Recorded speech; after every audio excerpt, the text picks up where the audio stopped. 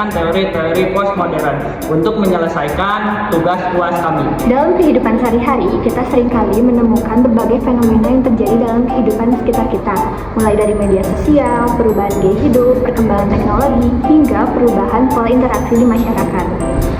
Nah, fenomena tersebut tidak hanya kita dapat pahami dalam permukaannya saja, tapi dalam sosiologi kita dapat memahami fenomena tersebut dengan teori-teori yang dapat menganalisis dan menjelaskan mengapa fenomena tersebut terjadi.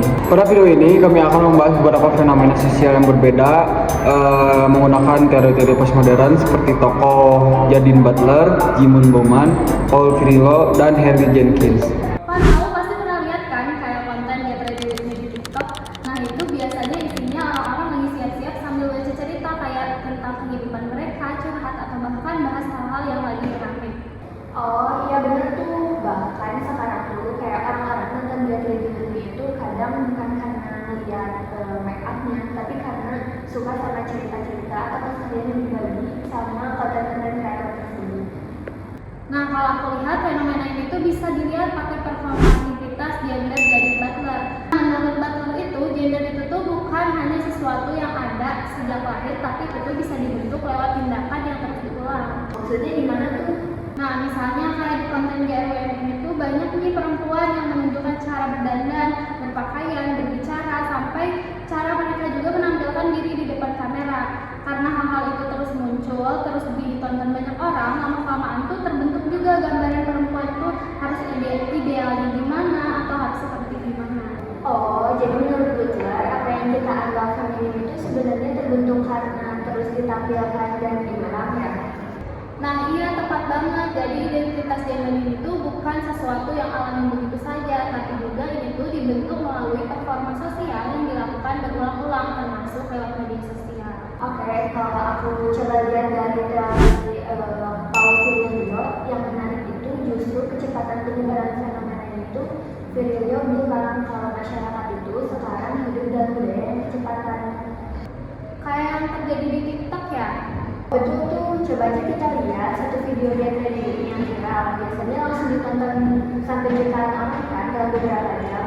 Nah, habis itu tuh banyak yang bikin make up yang sama, kayak beli produk yang sama, bahkan bisa bikin konten dengan konsep yang mirip-mirip gitu loh.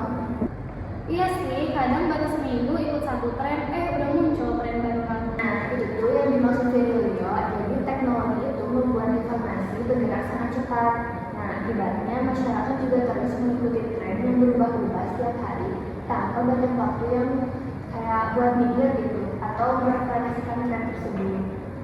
Jadi kalau dari teori Butler, GRWM itu menunjukkan bagaimana media sosial ini tuh ikut membentuk identitas gender melalui perilaku yang terus berubah. Sedangkan dari teori Virilio itu, Get Ready With Me menunjukkan kayak bagaimana sih media sosial itu mempercepat penyebaran tren, gaya hidup, dan cara pandang tertentu di masyarakat. Nah, jadi meskipun kelihatannya cuma video orang lagi siap-siap, kayak fenomena Get Ready With Me itu sebenarnya bisa menjelaskan bagaimana sih media sosial itu berperan dalam bentuk identitas sekaligus mempercepat penyebaran budaya di era digital sekarang. Nah, berdasarkan teori dasar, teori masyarakat post-industri dari Sociology dan Lebel menjelaskan bahwa struktur sosial ekonomi dunia akan bergeser. Masyarakat tidak lagi bertumbuh pada sektor agraris atau manufaktur pabrik. Komoditas paling berharga bukan lagi barang fisik atau mesin, jadi melainkan informasi, pengetahuan, dan penyediaan jasa.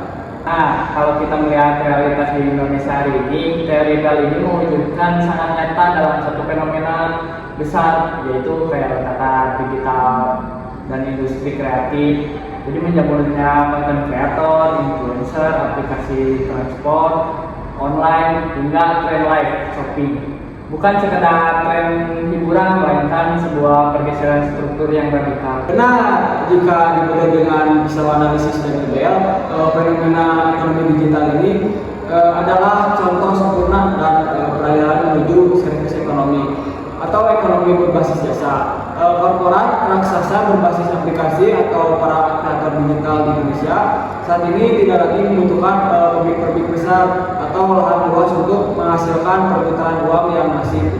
Kunci utamanya ada pada peralihan modal utama mereka sekarang adalah pengetahuan kreativitas, data dan informasi. Para pekerja di sektor ini juga tidak memproduksi barang di lini perakitan, melainkan menawarkan jasa konektivitas dan manajemen informasi. Jadi di era ini itu ide dan data telah menggeser modal konvensional seperti tanah dan mesin pabrik. Dampaknya terhadap struktur sosial kita juga sangat terasa. Nah, fenomena ini juga melahirkan apa yang disebut sebagai kelas teknis dan profesional baru atau bisa disebut tech elite. Lihat saja pergeseran orientasi kerja anak muda di Indonesia saat ini. Itu Bill. Kalau dulu di era industri karir ideal itu menjadi pekerja kantoran, konvensional atau buruh pabrik. Nah, sekarang orang-orang berlomba-lomba untuk menguasai keahlian baru seperti data analis, digital strategis, atau content creator.